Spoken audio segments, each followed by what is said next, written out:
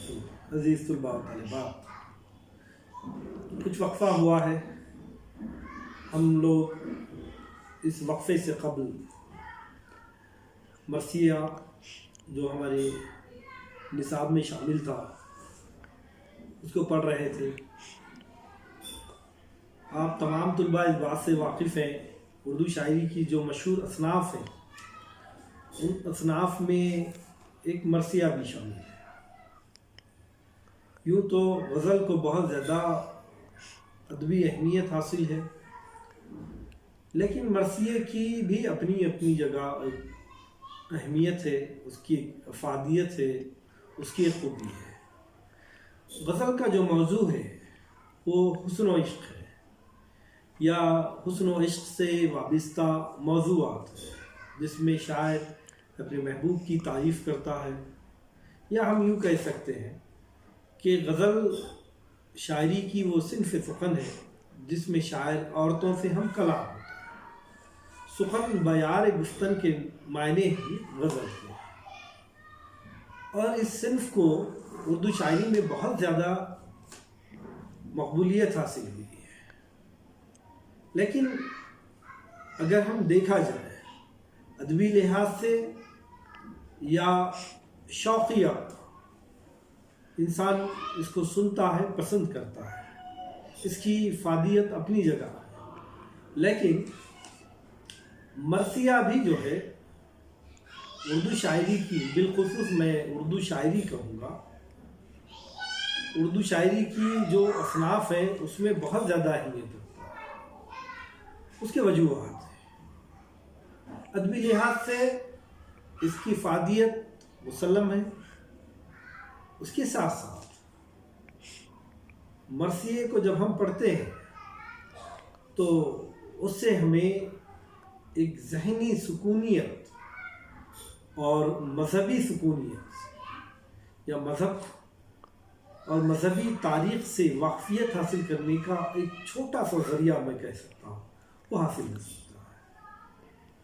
مذہب اسلام میں حضرت محمد عربی صلی اللہ علیہ وسلم، صحابہ کرام اور بالخصوص آل رسول صلی اللہ علیہ وسلم کی بہت زیادہ اہمیت ہے، کیونکہ حضور صلی اللہ علیہ وسلم کا فرمان ہے کہ لوگوں کی نسل ان کے بیٹوں سے چلتی ہے اور میری نسل میری بیٹی سے چلے گی، فاطمہ سے چلے گی رضی اللہ تعالیٰ. حضرت فاطمہ الزہرا رضی اللہ تعالیٰ کے دو فرزند، حضرت امام حسین اور حضرت امام حسین رضی اللہ.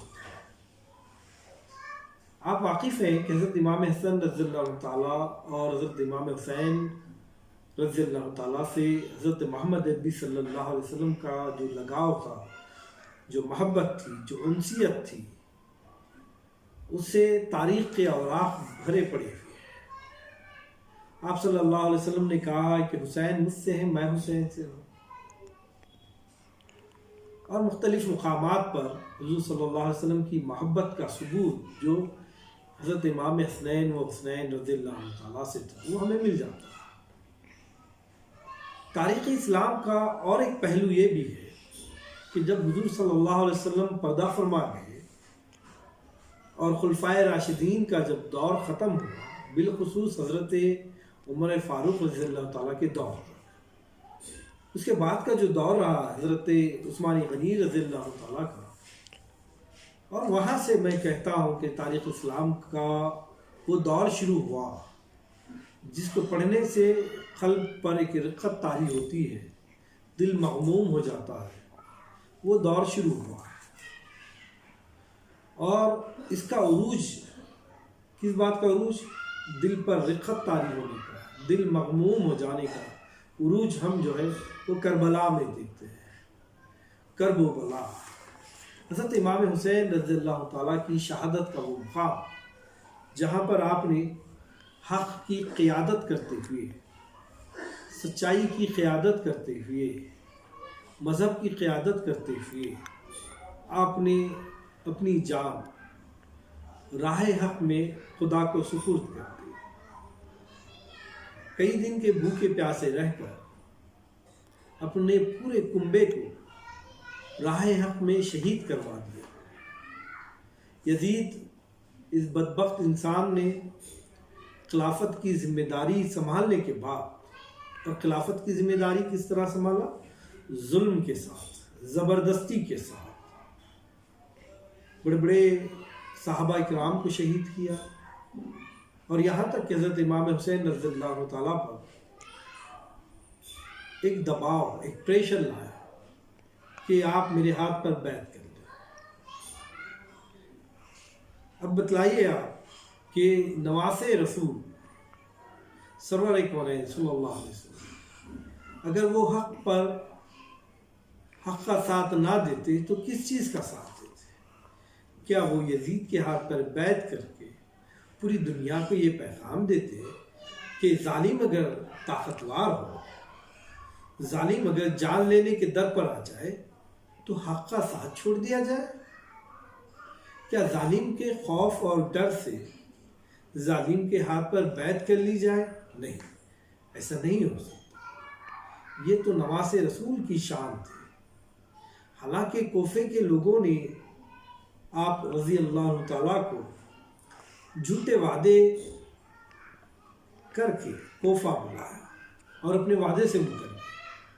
اس کے باوجود حضرت امام حسین رضی اللہ تعالیٰ حق و صداقت پر قائم رہتے ہوئے اپنے 72 لوگوں کو، اپنے قبیلے کو، اپنے قافلے کو راہ حق میں قربان کر دیا۔ اور وہ جو درد انگیز واقعہ ہے، اس واقعے کو کہا جاتا ہے کہ جب حضرت امام حسین رضی اللہ تعالیٰ کی لاش مبارکہ کو حضرت زینب رضی اللہ تعالیٰ نے دیکھا تو اس وقت ایک مصرع کہا تھا۔ وہ مصرع اس وقت میرے ذہن میں نہیں ہے، لیکن کہا جاتا ہے کہ وہیں سے مرثیے کی ابتدا ہوئی ہے۔ گویا مرثیے کی ابتدا عرب سے ہوتے ہوئے ایران آئی ہے، فارس آئی ہے۔ ہماری شاعری کی تقریباً تمام اصناف، اگر میں کہوں، تمام تو نہیں کہہ سکتے، لیکن تقریباً اصناف جو ایسی ہیں جو فارسی سے اردو زبان میں آئی ہوئی ہے۔ اسی طرح مرثیہ بھی جو ہے عرب سے ہوتے ہوئے ایران آیا اور ایران سے ہوتے ہوئے ہندوستان آیا، لیکن ہندوستانی شعراء نے اسے وہ عزت، وہ وقت عطا کی اور اس میں اپنے کمال و ہنر کو اس طرح آزمایا کہ یہ صنف اگر جب ہم دیگر فارسی گو شعراء کے سامنے رکھتے ہیں تو یقیناً اردو مرثیے اس قابل ہیں کہ ہم اس کا مقابلہ کر سکتے ہیں۔ یہ اور بات ہے کہ مرثیہ جو ہے ایران سے یا عرب سے ہوتے ہوئے ایران سے ہوتے ہوئے ہندوستان میں آیا ہوا ہے، اور مرثیے میں آل رسول صلی اللہ علیہ وسلم یا کربلا کے وہ درد انگیز واقعات کو بیان کیا جاتا ہے، جس کو سننے کے بعد دل پر رقت طاری ہوتی ہے، دل مغموم ہو جاتا ہے، غم انگیز فضا چھا جاتی ہے، حضرت امام حسین رضی اللہ تعالیٰ سے ایک نسبت قائم ہو جاتی ہے، ایک محبت قائم ہو جاتی ہے۔ ان کی قربانیوں کو دیکھ کر، ان کا راہ حق میں اپنی جان کو فدا کرتے ہوئے دیکھ کر، راہ حق میں اپنے پورے قبیلے کو نام خدا پر قربان کرتے ہوئے دیکھ کر یقیناً ہمارے ایمان میں بھی جو ہے اضافہ ہوتا ہے۔ تو معلوم یہ ہوا کہ مرثیے میں وہ تمام واقعات کربلا کو بیان کیا جاتا ہے جو حضرت امام حسین رضی اللہ تعالیٰ کے ساتھ پیش آئے۔ تو اب اس طرح جو ہے مرثیہ ایک صنف سخن ہو گیا جس میں کربلائی موضوعات شامل ہوتے ہیں۔ لیکن دیکھیے، ہر چیز تغیر پذیر ہوتی ہے، تبدیل ہوتی رہتی ہے، ترقی کرتی رہتی ہے۔ دور ماضی میں غزل پر تنقید کی گئی، کسی نے کہا کہ بے تکلف اس کی گردن مار دینی چاہیے، حال ہی جیسے بڑے شاعر نے کہا کہ اس کے اندر بدبو آتی ہے، لیکن کسی نے کہا کہ اس کا دائرہ جو ہے عشق و محبت کی گلیوں تک ہی محدود ہے، لیکن ایسا نہیں ہوا، بلکہ غزل نے وقت کے ساتھ ساتھ اپنے موضوعات کو بدلا، اپنے دائرے کی جو تنگی تھی، دائرہ جو محدود تھا، اس محدود دائرے سے نکل کر اپنے موضوعات کو جو ہے الگ الگ موضوعات کو ترقی دی، موضوعات کا دائرہ بڑھا، مختلف موضوعات جو ہے غزل میں شامل ہوئے، اسی طرح مرثیے میں بھی تبدیلی آئی۔ ہاں یہ ایک حقیقت ہے کہ مرثیے کے اندر کربلائی موضوعات زیادہ شامل ہوتے ہیں، لیکن اس کے ساتھ ساتھ شخصی مرثیے بھی کہنے کا رواج عام ہوا ہے۔ لہذا ہم دیکھتے ہیں کہ جب اقبال کی والدہ کا انتقال ہوتا ہے تو انہوں نے اپنی والدہ محترمہ کی یاد میں مرثیہ لکھا۔ اپنے استاد محترم یعنی جوش کے انتقال پر بھی آپ نے جو ہے مرثیہ لکھا۔ جب غالب انتقال کر گئے، غالب سے آپ واقف ہیں، اردو کے سب سے بڑے شاعروں میں آپ کا جو ہے شمار ہوتا ہے، جب غالب انتقال کر گئے تو حالی نے مرثیہ لکھا۔ اس کے ساتھ ساتھ جب حالی کا انتقال ہوا تو صفی لکھنوی نے مرثیہ لکھا۔ جب ہم ان مرثیوں کا مطالعہ کرتے ہیں تو ہمیں پتہ چلتا ہے کہ مرثیے دو موضوعات پر مشتمل ہیں، ایک ہے کربلائی موضوعات اور دوسرا ہے شخصی موضوع۔ دیکھیے، مرثیے لکھنے کے لیے بھی اس بات کی ضرورت ہوتی ہے کہ آدمی کو جس چیز کا بھی مرثیہ لکھ رہے ہیں اس کی پوری معلومات ہو۔ اگر آپ کربلائی موضوعات پر مرثیہ لکھ رہے ہیں تو بنیادی ضرورت اس بات کی ہوتی ہے کہ آپ کو حضرت امام حسین رضی اللہ عنہ سے، سرور کونین صلی اللہ علیہ وسلم سے، تاریخ اسلام سے محبت ہو، واقفیت ہو۔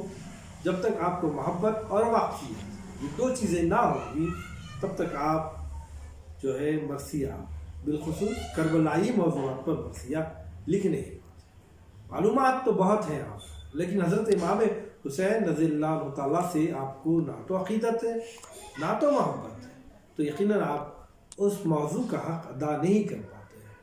عقیدت تو بہت ہے لیکن آپ کو معلومات نہیں ہے۔ لہذا واقفیت، معلومات اور اس کے ساتھ ساتھ قلبی لگاؤ، وابستگی، یہ دونوں لازم و ملزوم ہیں۔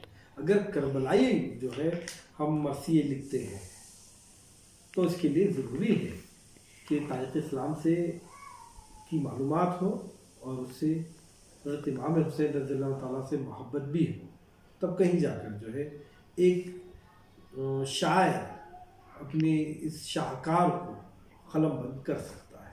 اس کے علاوہ شخصی جو مرثیے بھی لکھے جاتے ہیں اس کے لیے بھی لازم ہے کہ آدمی جو ہے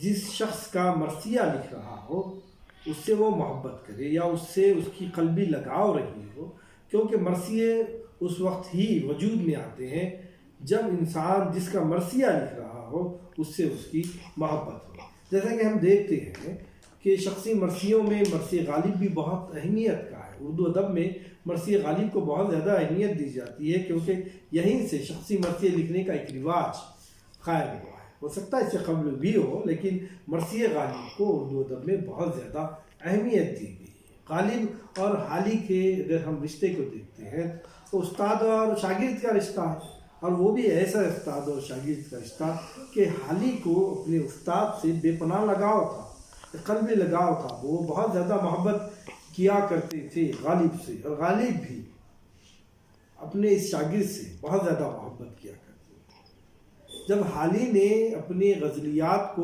غالب کے پاس بھیجا تھا بطور اصلاح کے لیے، غالب کا ایک مزاج تھا کہ غالب اکثر و بیشتر جو ہے بہت سارے شعراء کی کلام پر اصلاح دیا کرتے تھے، اور وہ نئے شعراء جو اپنی غزل بھیج دیتے تو غالب انہیں ایک مشورہ دیا کرتے کہ آپ جو ہے شاعری مت کیا۔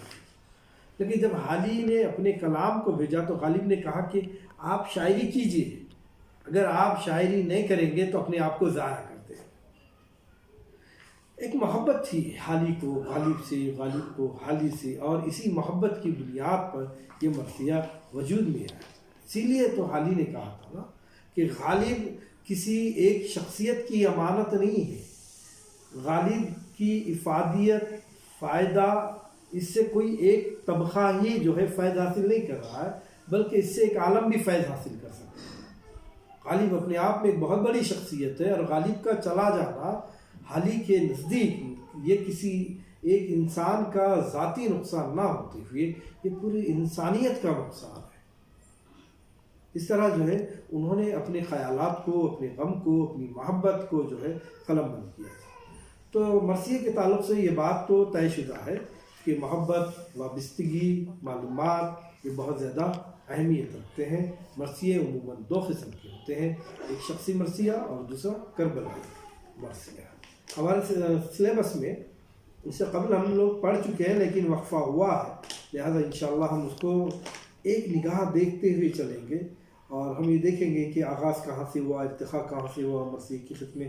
ویسے میں نے ابھی آپ کے سامنے کہی ہیں، اور 4 مرثیے ہمارے نصاب میں شامل حال ہیں اور یہ پڑھ چکے ہیں ہم لوگ۔ میں لیکن مختصر اس کا پس منظر آپ کے سامنے بھی پیش کروں گا تاکہ جو ایک گیپ ہمارے سلیبس کے درمیان ہو گیا ہے، ویڈیوز کے درمیان ہوا ہے، تو ہوتا ہے عموماً ایسا کہ جب گیپ قائم ہوتا ہے، ایک وقفہ قائم ہوتا ہے، وقفہ قائم ہونے کے بعد اثر نو پھر دوبارہ ہم کسی چیز کو شروع کرتے ہیں تو آدمی پچھلی باتوں کو تھوڑا سا بھلا ہوا محسوس کرتا ہے، لہذا ضروری ہے کہ پچھلی باتیں اس کو یاد ہو تو اگلی باتوں کو وہ بہتر طریقے سے سمجھ سکتا ہے۔ تو یہ دونوں میں تال میل پیدا کرنے کے لیے ہمیں ضروری ہے کہ یہ 4 جو مرثیے ہم نے پڑھے ہیں، ایک مرثیہ انیس کا تھا، دوسرا دبیر کا تھا۔ اردو مرثیے کے 2 بڑے عظیم شاہکار قابل احترام جو شعرا ہے، ایک انیس ہے، دوسرا دبیر ہے۔ انہوں نے مرثیے کو اپنے معراج تک پہنچا دیا، اپنی بلندی تک پہنچا دیا، اور یہ ہم اثر رہے ہیں۔ خاص بات انیس اور دبیر کا ایک ہی دور رہا ہے، ایک ہی زمانہ رہا ہے، اور اتفاق بھی یہ رہا ہے کہ جب دبیر کا انتقال ہوا تو اس کے کچھ عرصہ بعد، کچھ دنوں بعد جو ہے انیس بھی دنیا سے چلے گئے۔ دونوں میں ادبی جو ہے کیا کہیں گے اس کو نوک جھونک ہوا کرتی تھی۔ یہ ان کا بھی اپنا ایک گروپ تھا جس کو دبیری گروپ کہتے تھے اور انیسی گروپ ہوتے تھے، اور یہ لوگ اپنا کلام پیش کرتے اور ایک قسم کی جو ہے تنقیدی مزاج جو ہے وہاں سے پیدا ہوا تھا۔ بہرکیف پہلا جو مرثیہ ہے وہ ہے فرزند پیغمبر کا مدینے سے سفر ہے۔ 10 بند شامل کیے گئے تھے جس کو ہم نے پڑھا ہے۔ فرزند پیغمبر سے مراد میں نے آپ کے سامنے کہا ہے کہ حضور صلی اللہ علیہ وسلم کا فرمان ہے کہ میری نسل میری بیٹی سے چلے گی، اور حضرت امام حسین، وہ حسین رضی اللہ تعالیٰ کو فرزند پیغمبر کہا جاتا ہے۔ جب حضرت امام حسین رضی اللہ تعالیٰ کو کوفے سے بلاوا آیا، بہت سارے لوگوں نے خطوط لکھے، اور ان خطوط کی شہادت کے لیے، یا ہم یہ کہہ سکتے ہیں خطوط میں جو کیفیات لکھے گئے تھے، جو محبت کا اظہار کیا گیا تھا حضرت امام حسین رضی اللہ تعالیٰ سے، اس کی یقین دہانی کے لیے حضرت امام حسین رضی اللہ تعالیٰ نے اپنے بھائی کو بھیجا بھی تھا، اور انہوں نے جا کر ویسا ہی پایا تھا کوفے میں، لہذا آپ نے قاصد کو بھیج دیا کہ آپ آ سکتے ہیں۔ لیکن بدقسمتی یہ رہی کہ جیسے ہی قاصد نکل گیا تو کوفے کے لوگوں کا مزاج بدل گیا اور انہوں نے وعدہ خلافی کر لی۔ لیکن یہاں پیغام آنے کے بعد حضرت امام حسین رضی اللہ تعالیٰ نے سفر کرنے کا ارادہ کیا۔ وہ سفر کون سا تھا؟ مدینہ المنورہ سے کوفے تک، کربلا تک وہ جانا چاہتے تھے، لوگوں سے بیعت کروا لینا چاہتے تھے، اور وہ جو ظلم تھا یزید کا، اس ظلم سے لوگوں کو چھٹکارا دلانا چاہتے تھے۔ لیکن یہ وہ سفر بن گیا جس میں حضرت امام حسین رضی اللہ تعالیٰ کی شہادت ہو گئی۔ ایک اچھا انسان جب اپنے گھر سے جاتا ہے، اپنا محلہ چھوڑ کر جاتا ہے، اپنا گھر چھوڑ کر جاتا ہے اپنے محلے سے، تو اہل محلہ کو، اس کے اطراف و اکناف رہنے والے پڑوسیوں کو بہت زیادہ قلبی تکلیف محسوس ہوتی ہے اگر وہ کردار میں اچھا ہے تو۔ اب کردار کی سب سے بلند ترین مثال جو ہے حضرت امام حسین رضی اللہ عنہ، اب وہ مدینہ المنورہ چھوڑ کر جا رہے ہیں تو ان کے اہل مدینہ کو خاص طور پر بہت زیادہ تکلیف ہوتی ہے۔ وہ مختلف ذرائع سے یا مختلف طریقوں سے حضرت امام حسین رضی اللہ تعالیٰ کو روکنا چاہتے ہیں۔ تو یہ جو سفر تھا، دیکھیے سفر آج کا سفر نہیں ہے، یہ دور ماضی کا سفر ہے، جہاں گرمی کی شدت ہے، گاڑیاں نہیں ہیں، اے سی نہیں ہے، اونٹ پر سفر کرنا ہے، پیدل سفر کرنا ہے، پانی کی کمی ہے۔ یہ جو مشکل ترین، کٹھن جس کو کہتے ہیں، مشکل ترین جو سفر تھا، اس سفر کو بہت ہی خوبصورت اور درد انگیز انداز میں کہہ سکتے ہیں انیس نے پیش کیا ہے۔ اس کے بعد دوسرا جو مرثیہ ہے دست خدا قوت بازو ہے. کس کا دست؟ حضرت امام حسین کا دست. یہ دست قوت خدا کا دست. قرآن میں بھی آ رہا ہے کہ جب تم حملہ کرے، جب تم نے کنکریاں پھینکی تو وہ تمہارا ہاتھ نہیں تھا، ہمارا ہاتھ. جب تم کوئی اچھائی کرتے ہو تو اچھائی کی جانب بڑھ جاتے ہو تو تمہارے ہاتھ، تمہارا پیر، تمہاری آنکھ، میں سب کچھ بن جاتا ہوں. اللہ تعالیٰ کہتا ہے. شاعر بھی یہی کہتا ہے کہ دست خدا اصل میں حضرت امام حسین کا دست ہے، جنہوں نے حق کے لیے تلوار کو بلند کی. دو بہت ہی خوبصورت مرثیے ہیں. اس کے بعد شخصی مرثیے ہیں طالب اور علی کا، انشاءاللہ اس کو بھی دیکھیں گے. اس کے علاوہ سلیبس میں ہمارے رباعی ہے. رباعی شاعری کی وہ صنف ہے، بلکہ شاعری کی سب سے مختصر ترین صنف، حیت کے اعتبار سے میں کہہ رہا ہوں، مختصر ترین صنف ہوتی ہے جو صرف 4 اشعار پر مشتمل ہوتی ہے. تو وہ بھی ہم انشاءاللہ دیکھیں گے. لیکن آج کے لیے اتنا کافی ہے. شکریہ.